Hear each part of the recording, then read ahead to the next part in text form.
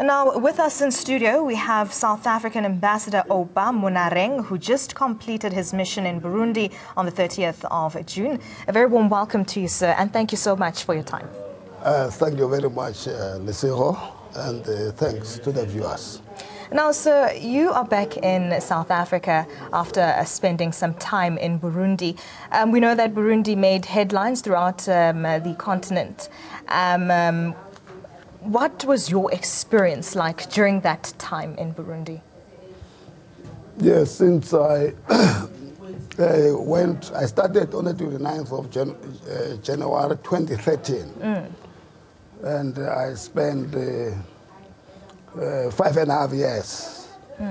And when just before I left, I did inquire. You know, every time you are deployed or sent to a country, you go through the internet, you download Burundi, and there is no much information except that there is violence, there are wars, etc. But it's better not to listen to whatever is said wholly or completely. The best experience is to go there, be there, interact with the people, and know the country. So after 5 years, I think I've got a better understanding of Burundi.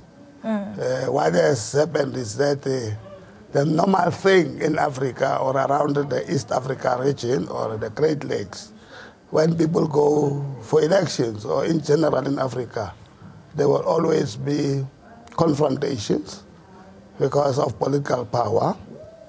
So that is in terms of the history of Burundi. But because President Mandela had initiated the Arusha agreement in 2000, and after that Burundi formed a government, you know, and from there things got better.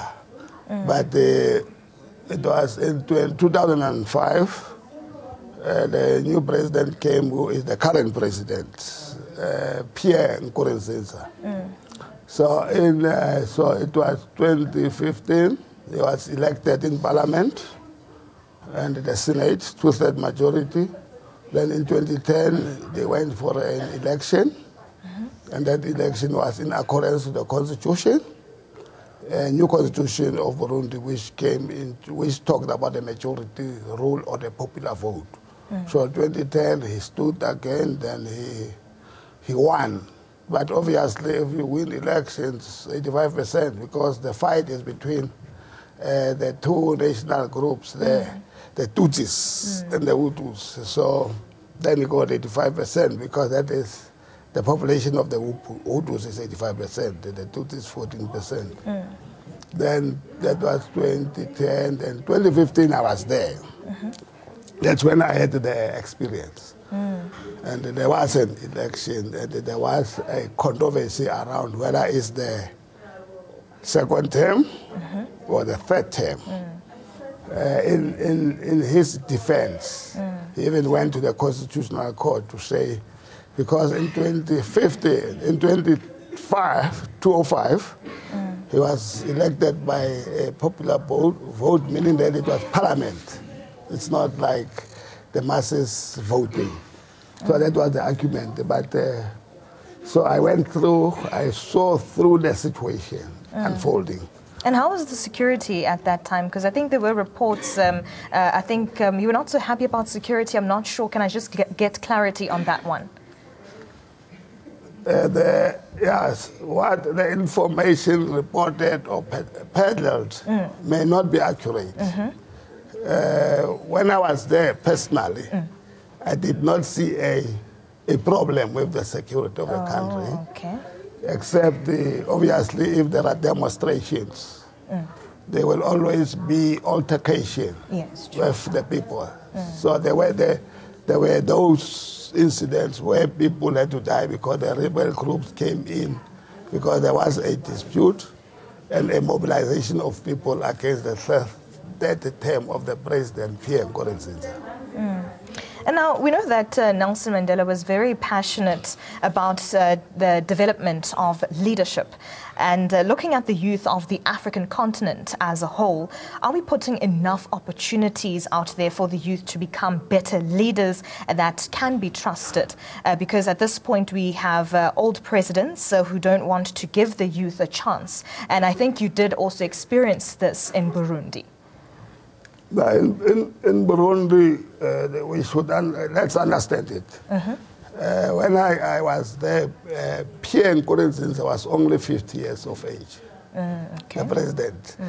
At the moment, is about 55. So he's young. He's a young president as compared to other presidents. And the issue of leadership, obviously, if you drive at leadership, you have to target at the youth. And what you need to do is to come up with institutions of leadership. You have to build them, consciously build them. And Burundi is one of the poor countries, and I'm sure that they are trying their level best to do that. So, and there is a lot of young people in Burundi who are politically active. So I think it's not a problem only of Burundi, it's a problem of Africa. Sure, yes. It's our problem. We were there from 2000 and we left 2009 without living what the basics and the fundamentals of what needs to be done. So this is what we are trying to correct as South Africa, because everywhere we go, we simply go. And from there we opt out without making sure that proper institutions of democracy are built. Indeed, in Burundi there is parliament, there is a senate, there are provincial legislatures, governments, there are local municipalities, and there are councillors, etc. So there are different levels of leadership. But in terms of really understanding exactly what is happening, in a good example of South Africa where there are democratic institutions is Tanzania and South Africa. So we are encouraging Burundians to on a regular way visit South Africa, Tanzania, and many countries so as they can gain some experience. And talking about gaining experience and all of that, we know that the Mandela Rhodes Foundation has been running a scholarships and learnership development program with the purpose of building exceptional leadership in Africa. Are we getting that across the continent, or more dialogues around youth leadership across the continent needs to still take place? At the moment, there are many such initiatives in Africa, and you must remember that Burundi has the influence of the, francophonic background, and as such, they sometimes, if there is no quick interventions in terms of offering solutions, it becomes a problem because they have a layback. So we in the mission have encouraged young people there to affiliate to such initiatives like the Mandela, Institute, which is there to make sure that they encourage participation as much as possible. And talking about participation, what teachings do you remember from Nelson Mandela that you still carry across the continent? Yes, just the simple teaching of Mandela is the teaching on Ubuntu. Ubuntu is not like a South African concept. In Burundi, they do practice Ubuntu. They believe in Ubuntu. as of course inspired by Nelson Mandela in South Africa, in Tanzania, all over Africa. They are trying one way to embrace Mandela. And you can see when, at the point when Mandela passed on, then you could see how the Burundians got affected because they believed that Mandela is the father of their own independence and liberation, because he has inspired a lot, one way or the other. And just talk us through some of the encounters that you had with Nelson Mandela. Yes, personally, I happened when I was young to be close to Mandela's family. Of course, he was in jail, he was incarcerated, and I happened to be very close to the family, Winnie Mandela, the children and the like. So, as a young man, and when our mother of the nation, Winnie, was in Bramford, we used to have those. So interaction, whatever message we had, we would. If Winnie, as a wife, wanted to visit Robben Island, he would be the one who would facilitate. But when we came back from exile, because I was a member of the ANC and came in exile in 1990, and I went to a conference in Nazareth. It was a consultative conference. It was the first time I physically saw him, the first time. And the first time I had to shake a hand with him, and that was... How was that moment at the time? It was very exciting. It's as if you are touching God.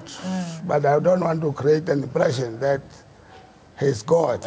But he was such a remarkable leader, who through the touching and after a discussion of a few minutes, then you only realize that you have touched your own father or your own comrade. And after that, I got used, because I worked at the headquarters of the ANC at the time. We used to call it Shell House. So I worked there on the 19th floor and was on the 10th floor. So it was, we had an opportunity of, on a regular basis, interacting. If there were problems, we would go to the 10th floor to have a discussion with him. Yeah. And Nelson Mandela touched on a number of ways to change the world. Which quote for you stood out the most when it comes to making the world a better place? The quote from Mandela is that the world is a global village where everybody has a right of being safe and live peacefully. So for me, people's ambitions and aspirations in terms of aggressions, they limit themselves. So Nelson Mandela has taught me to be over-ambitious, to be very assertive in making sure that it's possible that the world can be a village wherein humanity can live peacefully and safely. And there can be abundance of food for everybody if certain people are not selfish. So I am just saying that I may quote a lot of them, but I'm saying that by just his views about humanity and his views about principles, his views about respect, and especially the respect of humanity and the respect of people.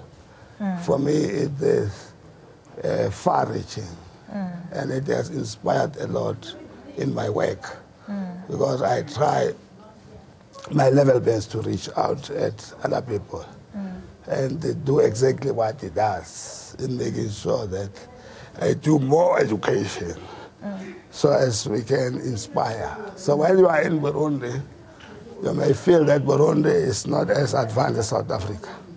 It's not as, they don't have what South Africa has. They don't have a mall, but they believe in the basic foodstuffs, the fruits. It's a very warm and fertile country where production is easy. So 92% of their economy rests on their agriculture. Now, in most African countries, there is an issue of poverty that we are still facing. And usually on Mandela Day, most people are trying to go out there and help curb poverty by giving people food. But it seems as if we're doing this just once annually. And how can we try and eradicate poverty instead of having just this one specific day where we are there to help in terms of eradicating poverty? Obviously, you don't. What we have to do is to teach the people to catch a fish. We don't have to give people handouts.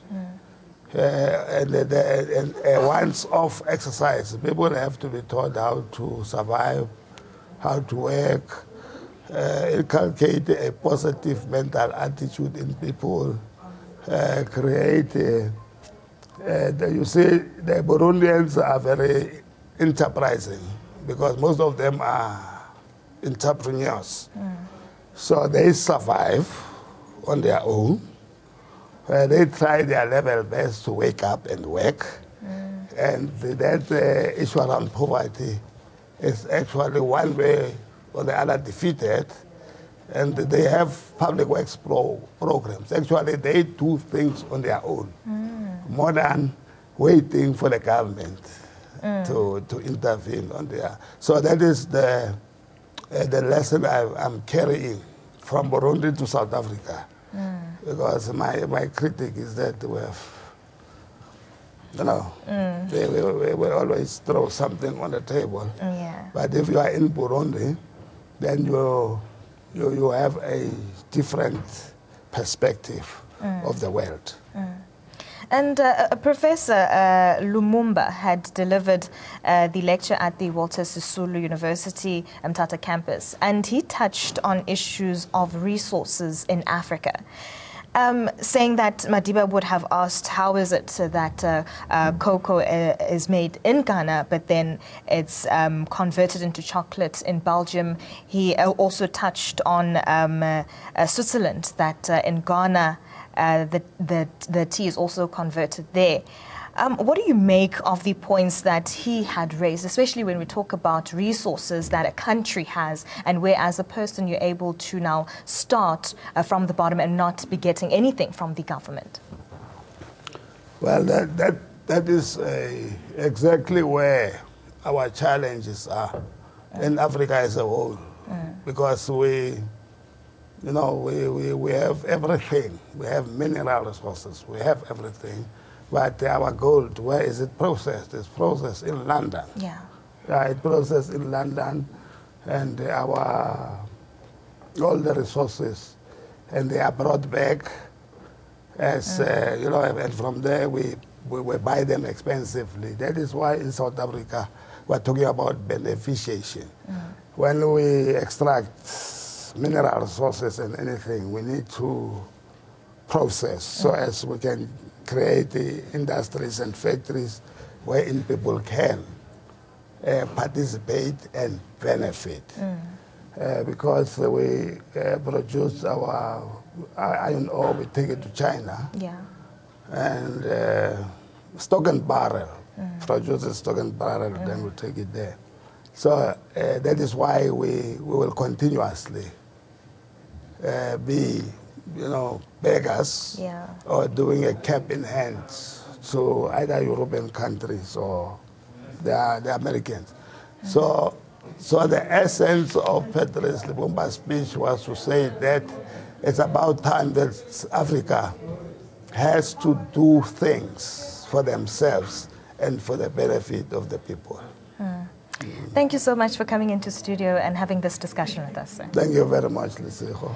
And that was South African Ambassador Oupa Monareng, who just completed his mission in Burundi on the 30th of June. He was just joining us in studio. As you know, that global icon Nelson Rolihlahla Mandela once said that we can change the world and make it a better place. It is in your hands to make a difference. And right now, we'll take a short break. We'll be back with more news and updates. Stay tuned.